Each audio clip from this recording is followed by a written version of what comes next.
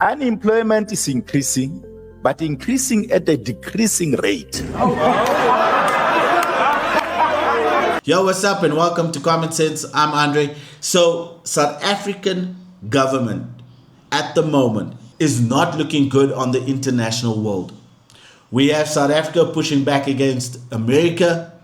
Cyril Ramaphosa somehow is trying to sweet talk Donald Trump, which is epically failing. And it seems like South African politicians are bragging because the newly elected mayor, Mamdani, has said that South Africa is the model for New York. Now, before we get into that, make sure you hit the subscribe button as well as the notification so that you're always up to date what's happening on Common Sense.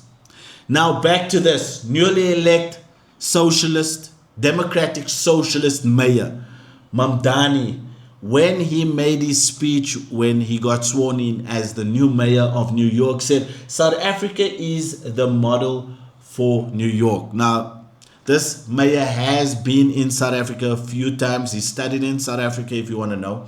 And he felt that, post-apartheid, South Africa is the role model. Now, here is an influencer trying to debunk what Mamdani is actually saying.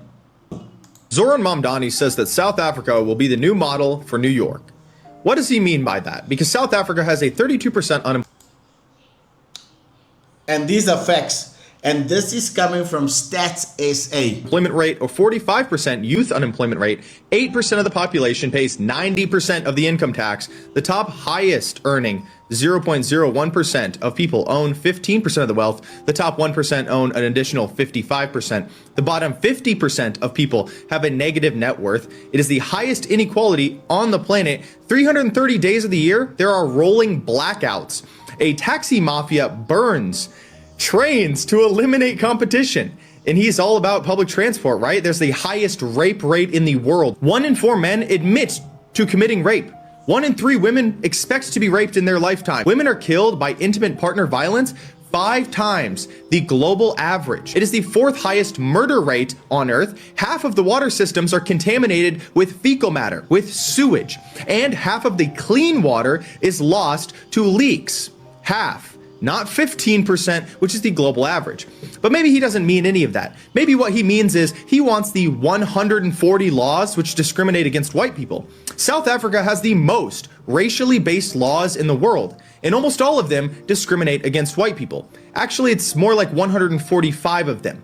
Zoran Mamdani ran on a campaign of taxing white people more. I'm not joking. When asked, he defended it. To shift the tax burden from overtaxed homeowners in the outer boroughs to more expensive homes in richer and whiter neighborhoods. Explain why you are bringing race into your tax proposal. His appointees say that it's important that white people feel demoralized and that white people are responsible for all of the world's problems, that whiteness should be eliminated. This is why idiot reactionaries and grifters need to get it through their thick heads. Siding with third worldists and communists is not going to help you win anything. So there we go, South Africa. But there's 2 parts of this country I want to talk about quickly. Firstly, we have a part of this country that is influenced mostly by the 1%, and that is the government and the media.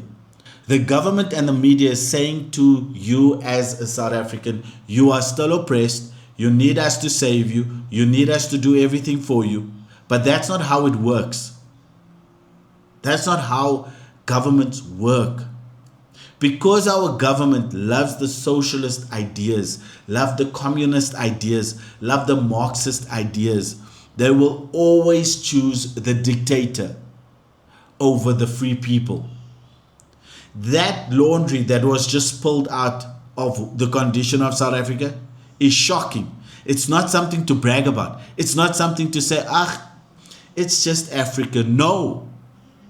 I do not accept that. I do not want that. I want a better South Africa where the economy is booming, where people are getting jobs, where the young people can come out of universities and immediately go into the workforce and start paying tax and paying off their university fees and make sure that they can take care of their families after a few years. But you see, South Africa, this is the government. South African government loves this nonsense. They love this. They brag about it. And then there's another side. The side that I love about this nation, the mere fact that we have sportsmen and women that put in the time and the effort and the sacrifice to go out there on the world stages and win medals and trophies and become the best of the best in the world. The mere fact that we have musicians and the cultures that creates international brands.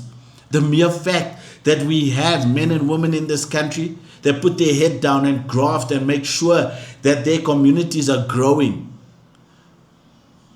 Let's go to the scenery.